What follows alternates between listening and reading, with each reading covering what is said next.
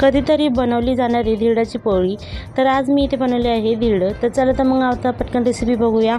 इथे घेतली आहे 1 वाटी बेसन पीठ, त्यासोबतच मिरची लसूण त्याचा खरडा तयार करून घातला, त्यासोबत हळद मीठ आणि बारीक चिरलेली कोथिंबीर पण घातली आहे। तर कोणाकोणाला धिरडं आवडतं त्यांनी मला नक्की कमेंट करून सांगा आणि कधीतरी नक्की ट्राय करून बघा। अशा पद्धतीने सर्वांना आवडेल, लसूण घातल्यामुळे अजून टेस्ट येते। तर अशा पद्धतीने बघा इथे मी कशी तयारी केली आहे। ते तवा गरम करून त्याच्यावर घातली आहे। सुरुवातीला तेल घातलं, त्यावर मग धिरडं घालून घेतलं आहे।